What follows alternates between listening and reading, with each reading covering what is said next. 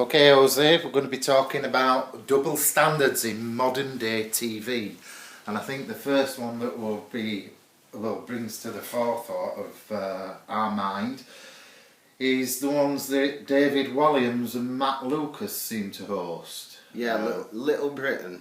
Well, let's go into David Walliams first. I don't know if anybody were watching a children's film that were broadcast over Christmas holidays and Boxing Day. I think it were aired again, and it were called A Boy in a Dress.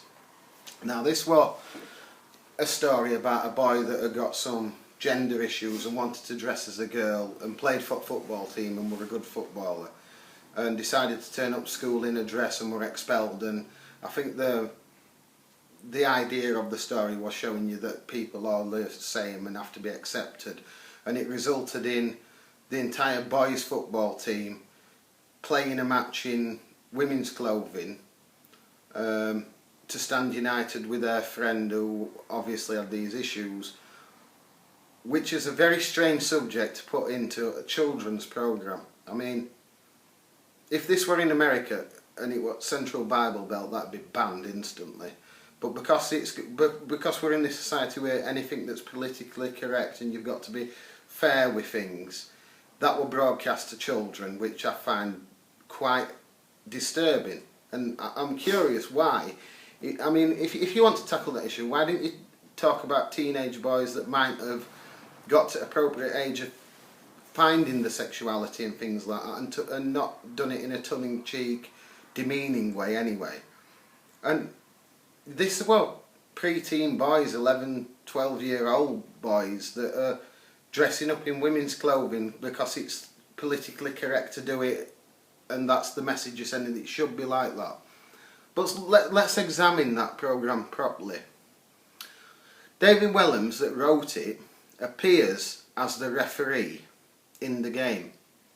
He chose to portray himself as a homosexual who apparently teaches drama that doesn't understand football. Now that is a negative stereotype of homosexuality. So that's going backwards. That's not pushing your equal opportunities, politically correct, non-offensive views. That's offensive.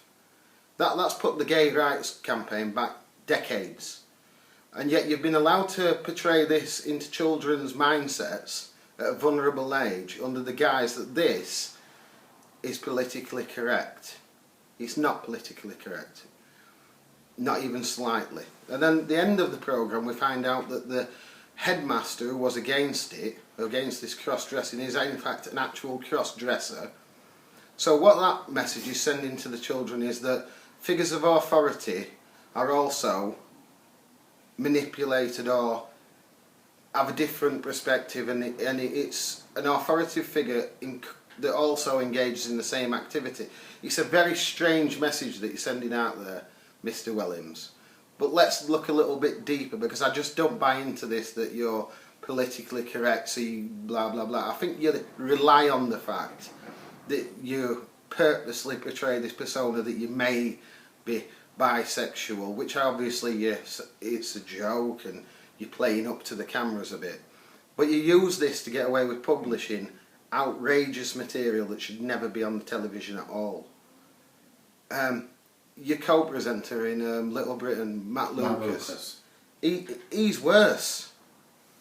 You see, you two did a sketch in Little Britain. You had a receptionist that was outwardly racist and prejudiced, that kept saying odd things about people that come in to ask for different positions in college. Oh yeah, it's Fatima Buncook about some black person. Because it's funny, because you're a minority. It's not funny, it's racist.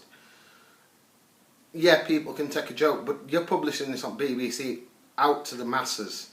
And then people will think that this is acceptable in society. I'll give you another one. You're stereotyping of mixed race marriages between Ting Tong, which is a racist term to start with, and this middle-aged man, implying that all men that are married to Asian women are some sort of predatorial perverts that have no success with women whatsoever, so must have a mail order bride, is out and out offensive.